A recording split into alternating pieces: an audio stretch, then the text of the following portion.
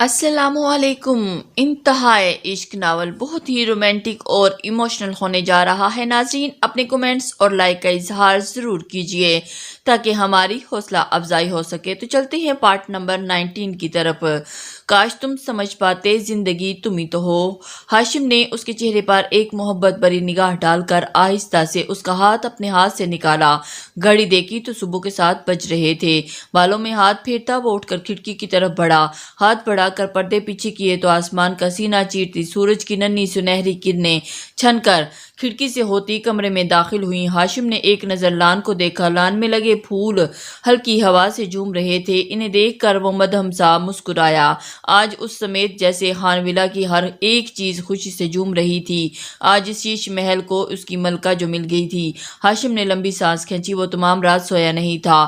سوتی ہوئی نازلی کے سرہانے بیٹھا اسے تکتا رہا تھا۔ تھکان کا اسے کوئی احساس نہ تھا، بس اس لڑکی کی موجودگی کا خوبصورت احساس ہر احساس پر بھاری تھا۔ وہاں سے ہٹ کر وہ بیڈ کی طرف آیا۔ وہ خوبصورت نیلی آنکھیں ہنوز بند تھی۔ بیڈ پر لیٹی وہ معصوم گڑیا کی مانند لگ رہی تھی۔ سیاہ بال تکیے پر پھیلے تھے۔ گھنی پلکوں کی جھالر گالوں پر سایہ کر رہی تھی۔ گلابی چہرہ بالکل پرسکون لگ رہا تھا۔ ہاشم کتنے پل اسے دیکھے گیا۔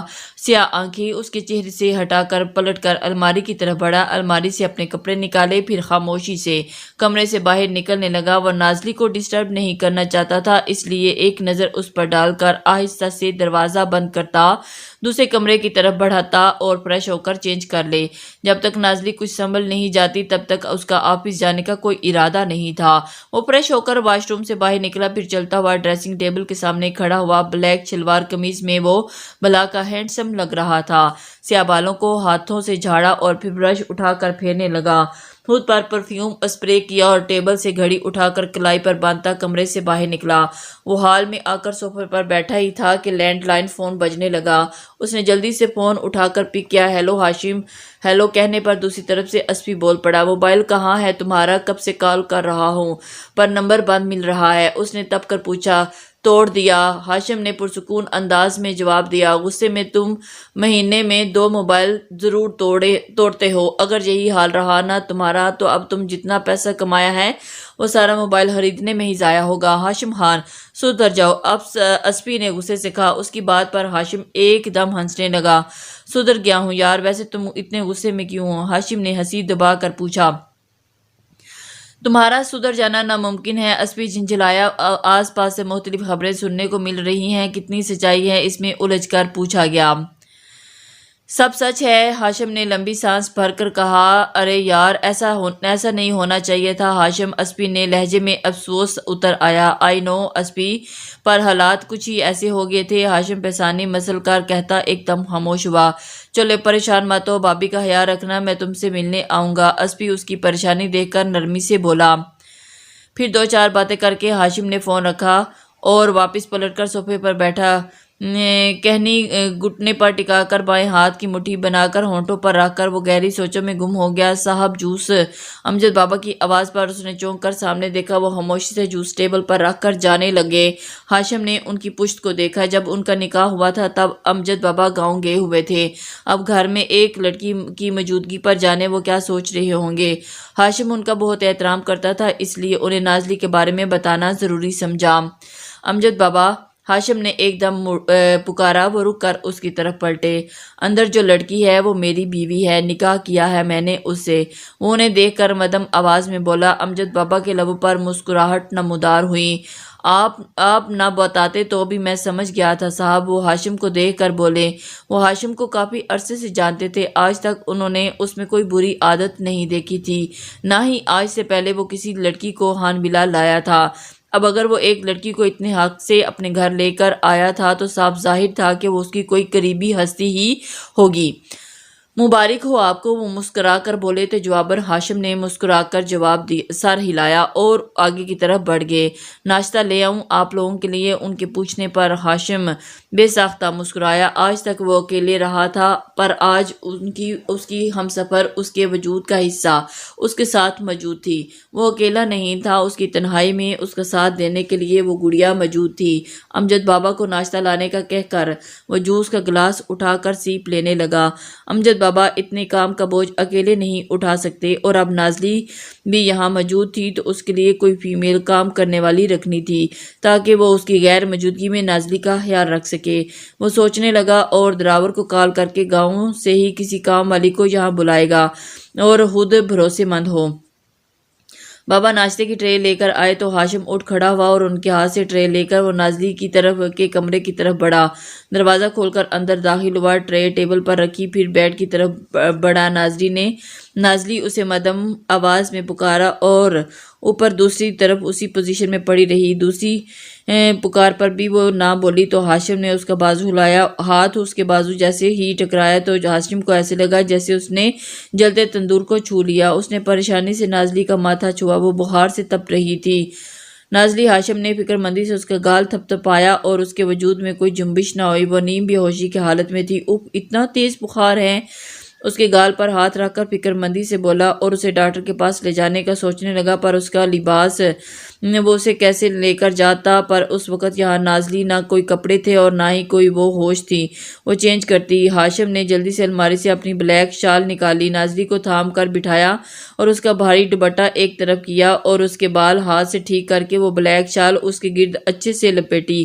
نازلی کا سر اس کے کندھے سے ٹکا تھا۔ اس کی حالت دیکھ کر ہاشم بے حد پریشان ہو گیا تھا۔ اس نے نازلی کا چہرہ دیکھا جو بخار کی شدت سے لال ہو رہا تھا۔ اگلے پل اس نے جلدی سے بازو میں اٹھا کر کمرے سے باہر نکالا۔ امجد بابا، اس نے اونچی آواز میں پکارا۔ امجد بابا بھاگے چلے آئے۔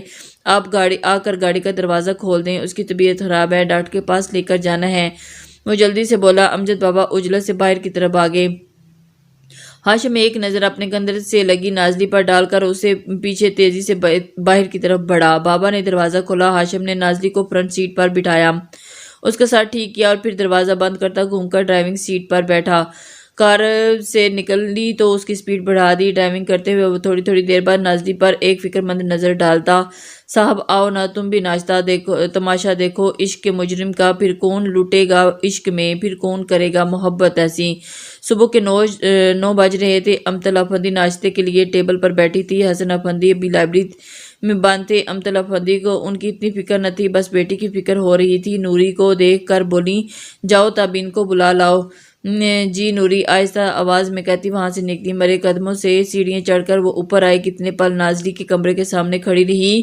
نازلی کے کمرے کے بند دروازے کو دیکھ کر اس کی آنکھوں میں آنسو چمکے تھے۔ رات کا منظر یاد کر کے نوری کی آنکھوں میں آنسو گرے۔ امطل افندی اور حسن افندی نے اس کی نازلی باجی کے ساتھ بالکل بھی اچھا نہیں کیا تھا۔ کیا تھا کہ وہ اگر ایک بار ان کی بات سن لیتے، وہ جانتی تھی کہ اس کی نازلی باجی غلط ہو ہی نہیں سکتی۔ کاش کوئی تو نازلی باجی کی بات سن لیتا۔ ان بڑے لوگوں کی اپنی عدالت تھی اور ان کا بھلا کون سمجھاتا۔ آنسو صاف کر کے وہ تابین کے کمرے کی طرف بڑھی تھی۔ تابین بی بی، اس نے دروازے پر دستک دی، پھر جواب کا انتظار کرتی رہی پر کوئی جواب نہ آیا، اور جیسے ہی اس نے پھر دستک دی اور دوسری طرف سے خاموشی نہ ٹوٹی۔ نوری نے ڈور ناب گھمائی اور پھر دروازہ لاک تھا۔ زور سے دستک دینے پر بھی تابین نے دروازہ نہ کھولا تو وہ جلدی سے نیچے کی طرف بھاگی۔ امطل افندی، بیگم صاحبہ، وہ تابین دروازہ نہیں کھول رہی۔ میں نے بہت کوشش کی، بہت بار دستک دی، وہ کوئی جواب نہیں دے رہی، نوری نے ہانپتے ہوئے بتایا۔ امطل افندی بہت پریشانی کے عالم میں، ساتھ ہی بریڈ چوٹ کر میز پر گرایا اور انہیں کچھ غلط ہونے کا احساس ہوا۔ اڑے حواس کے ساتھ وہ ایک جھٹکے سے کرسی سے اٹھی اور جلدی سے اپنے کمرے کی طرف بڑھی، اور ان کے پاس تابین کے روم کی ڈپلیکیٹ چابی تھی۔ چابی لے کر وہ تابین کے کمرے کی طرف بڑھنے لگی۔ پریشان سی نوری بھی ان کے پیچھے پیچھے تھی۔ انہوں نے جلدی سے لاک میں چابی گھما کر دروازہ دھکیلا۔ دروازہ پورا کھل گیا تھا۔ پھر جو منظر امطل افندی کی آنکھوں نے دیکھا وہ قیامت سے کم نہ تھا۔ کمرہ اوپر نیچے ہوا تھا پر ان کی نظر فرش پر ٹھہر گئی۔ جہاں ہونی ہون تھا، خوف سے پر نظریں جب بیڈ تک گئی تو جہاں ان کی بیٹی بت بنی لیٹی تھی اور اس کے وجود میں کوئی جنبش محسوس نہیں ہو رہی تھی۔ نوری سامنے کا منظر دیکھ کر منہ پر ہاتھ رکھ کر پیچھے اٹھی۔ تابین! امطل افندی چیخ کر تیزی سے بیڈ کی طرف بڑھی۔ تابین کی بند آنکھیں اس کی کلائی کو دیکھ کر ان کا دل لرز اٹھا۔ ان کی پیاری بیٹی یہ کس حال میں پہنچ گئی تھی؟ تابین، میری بیٹی! انہوں نے اس کے پاس بیٹھ کر اس کا سر اپنی گود میں رکھا، پھر روتے ہوئے کانپتے ہوئے ہاتھ اپنی ساڑی کا پلو تھام کر تابین کی کلائی پر زور سے رکھا۔ وہ ہوں روکنے کی کوشش کر رہی تھی، پر بیڈ کی لال چادر دیکھ کر اس کا دل پھٹنے لگا اور ان کی بیٹی کے جسم سے بے تحاشا خون نکل چکا تھا۔ اس کا وجود برف کی طرح ٹھنڈا تھا۔ وہ دیوانی تمام باتوں سے بے نیاز آنکھیں بند کیے پڑی تھی۔ نوری جاؤ کہ حسن کو بلا کر لاؤ جلدی۔ امطل افندی آنسو بھری آنکھوں سے نوری کو دیکھ کر زور سے چیخی۔ نوری سر پٹ کر وہاں سے بھاگی۔ میری گڑیا آنکھیں کھولو، دیکھو اپنی ماما کو۔ تابینو تابینو، تابین کے چہرے پر ہاتھ پھیرتے ہوئے تڑپ کر بولی۔ تابین کی رنگت بالکل سفید ہو گئی تھی، جیسے جسم سے سارا خون نچڑ چکا ہو۔ ان کی ساڑی کا پلو لال ہوتا، ان کا ہاتھ بھی خون سے لت پت ہو کر رہ گیا تھا۔ انہوں نے اپنا ہاتھ سیدھا کر کے خوف بھری آنکھوں سے دیکھا جو ان کی لاڈلی بیٹی کے خون سے بھرا تھا۔ تابین، اپنی ماما کو مت ستاؤ، اٹھ جاؤ گڑیا، ایک بار اٹھ جاؤ، پھر جو تم چاہو گی وہی ہوگا، بس ایک بار اٹھ کر اپنی ماما کو دیکھو۔ وہ پاگلوں کی طرح اس کے چہرے کو چھوتی بول رہی تھی اور ان کی آنکھوں سے ایک کے بعد ایک آنسو گر رہا تھا۔ اس وقت کوئی نہیں کہہ سکتا تھا کہ یہ مغرور وہی سی امطل افندی ہے جو ناک پر مکھی تک نہیں بیٹھنے دیتی تھی اور اس وقت ان کا حال دیکھنے لائق تھا۔ اگر کوئی اس وقت ان کا حال دیکھ لیتا تو ترس کھائے بغیر نہیں رہ سکتا تھا۔ اس وقت وہ ایک مجبور ماں تھی جنہیں اپنی بیٹی کی حالت زارو زار لا رہی تھی اور وہ کوئی سوچ بھی نہیں سکتا تھا۔ حسن افندی حواس باختہ سے بھاگے وہاں آئے۔ وہاں ساری رات سو نہیں پائے تھے۔ نازلی کی حرکت نے انہیں توڑ کر رکھ دیا تھا اور اب تبین کی حالت دیکھ کر رہی سے طاقت بھی جواب دینے لگی تھی۔ کیا وہ اس قدر بد نصیب تھے کہ اوپر نیچے وہ اپنی دونوں اولادوں کو کھو دینے والے تھے اور وہ سوچ بھی نہیں سکتے تھے کہ ان کے ساتھ کیا ہو رہا ہے۔ تابعین، وہ لڑکھڑائی آواز میں کہتے آگے بڑھے۔ جوان بیٹی کو اس حال میں دیکھ کر ان کا دل کانپنے لگا۔ ان کی آواز پر امطل افندی نے لال آنکھیں اٹھا کر انہیں دیکھا۔ اگر میری بیٹی کو کچھ ہو گیا نا حسن تو میں اس کمینی کو نہیں چھوڑوں گی۔ سنا آپ نے؟ اس نازلی کو زندہ جلا ڈالوں گی۔ اگر میری تابین کو کچھ بھی ہوا تو۔ وہ زخمی شیرنی کی طرح گررائی تھی اور حسن تو اس کی طرف دیکھے جا رہا تھا۔ کیا کہہ رہی ہیں آپ؟ اس سے نازلی کا کیا تعلق ہے؟ حسن افندی نے خود پر قابو پا کر بولے، پھر جلدی سے آگے بڑھ کر تابین کی سانسیں چیک کرنے لگے۔ اس پاگل عورت کی باتوں میں تو وقت ضائع کر کے اپنی بیٹی کو کھو نہیں سکتے تھے۔ حسن افندی نے اس کی نبض چیک کر کے لمبی سانس کھینچی۔ تابین کی نبض چل رہی تھی پر بہت مدھم۔ اب وہ دیر کیے بنا وہاں رک نہیں سکتے تھے۔ عشق کی حد تک چاہتی ہے تابین اس ہاشم خان کو جسے آپ کی بیٹی نے چھین لیا۔ اس نے سنا آپ نے؟ وہ چلا کر دبنگ انداز میں بولی اور ان کی بات پر حسن افندی شاکڈ رہ گئے۔ تابین ہاشم خان سے محبت کرتی ہے تو رات کو جو ہوا اس کی وجہ سے اس نے اپنا یہ حال کیا تھا۔ حسن افندی اس وقت خود کو بے بس محسوس کر رہے تھے۔ وہ کرتے تو کیا کرتے؟ انہیں آگے کا ہر رستہ بند ہوتا نظر آ رہا تھا پر اس وقت اور کچھ سوچنے کا وقت نہیں تھا۔ انہیں تابین کو ہاسپٹل لے کر جانا تھا۔ امطل افندی کے زور زور سے رونے پر وہ چونک کر تابین کے لٹے کی مانند سفید چہرے کو دیکھنے لگے، پھر جلدی سے چادر سے تھوڑا سا کپڑا پھاڑا اور تابین کی کلائی پر باندھنے لگے۔ وہ اس ظالم محبت کی خاطر زنیرہ کی طرح اپنی بیٹی کو بھی کھونا نہیں چاہتے تھے۔ وہ تابین کو کھونے سے ڈر رہے تھے اور نازلی اس کا کیا اسے اپنے ہاتھوں سے اس گھر سے نکالتے وقت انہیں ایک بار بھی زنیرہ کی یاد نہ آئی کہ آج اگر وہ زندہ ہوتی تو کیا اپنی بیٹی کے ساتھ اتنا ظلم ہونے دیتی؟ کیا وہ اپنی گڑیا کو یوں محفل میں ان کے ہاتھوں مار کھانے دیتی؟ پر سارا دکھ تو اس بات کا تھا کہ نازلی کی ماں نہیں تھی، ورنہ جو اس کے ساتھ ہوا تھا وہ ہرگز نہ ہوتا۔ اس کا باپ تو موجود تھا نا، پر باپ کی آنکھوں پر پٹی بندھی جا چکی تھی۔ انہوں نے اس معصوم کو بولنے کا موقع دیے بغیر ہی اسے مجرم قرار دے کر سزا سنا دی تھی۔ یہ سب اس نازلی کی وجہ سے ہوا تھا۔ چھین لیا اس نے میری بیٹی سے اس شخص کو، بالکل اپنی ماں کی طرح۔ دیکھیں میری لاڈلی کو اس حال میں لا کر چھوڑا آپ کی اس بدکردار بیٹی نے، وہ نفرت سے بول رہی تھی۔ بیٹی کو اس حال میں دیکھ کر اس کے لہجے میں ذرا بھی لچک نہ آئی، نہ زنیرہ کے لیے نہ نازلی کے لیے۔ ان کی بات پر حسن افندی نے غصے بھری ایک نگاہ ان پر ڈالی اور پھر تابین کو اٹھا کر باہر کی طرف بڑھنے لگے۔ نوری ڈرائیور سے کہو گاڑی نکالے، وہ تیزی سے کہتے سیڑھیاں اترتے امطل افندی آنسو بہاتی ان کے پیچھے بھاگنے لگی۔ بیک سیٹ پر امطل افندی تابین کا سر اپنی گود میں رکھ کر بیٹھی۔ حسن افندی ڈرائیور کے ساتھ آگے بیٹھے، پھر تیزی سے گاڑی آگے بڑھا دی۔ کار ہاسپٹل کی طرف بڑھ رہی تھی۔ میری بیٹی بچ جائے گی تو نہ؟ امطل افندی نے نم آواز میں پوچھا تھا۔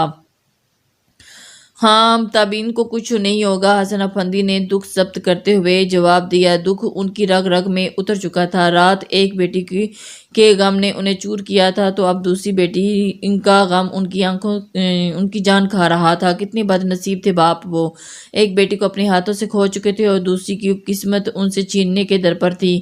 کار ہسپتال کے سامنے رکی تو تابین کو ICU میں لے جایا گیا۔ امتل اور حسن افندی وہیں باہر بیٹھے بیٹی کی زندگی کی دعائیں کرنے لگے۔ ہسپتال کا سرد ماحول ان کی سانسوں کو مدھم کر رہا تھا۔ کچھ دیر کے بعد ڈاکٹر باہر آیا اور دونوں ان کی طرف کیسی ہے میری بیٹی؟ امتل افندی نے عجلت سے پوچھا۔ خون بہت بہہ چکا ہے، آپ لوگ بس دعا کریں کہ وہ بچ جائے، ڈاکٹر کہہ کر چلا گیا۔ امتل افندی روتی ہوئی حسن افندی کی طرف پلٹی اور ان کو کوسے جا رہی تھی۔ دیکھا آپ نے، اس منحوس کی وجہ سے میری بیٹی اس حال میں پہنچی ہے۔ میری بیٹی سے اس کی محبت چھین کر اسے موت کے در پر لا کھڑا کیا اس لڑکی نے۔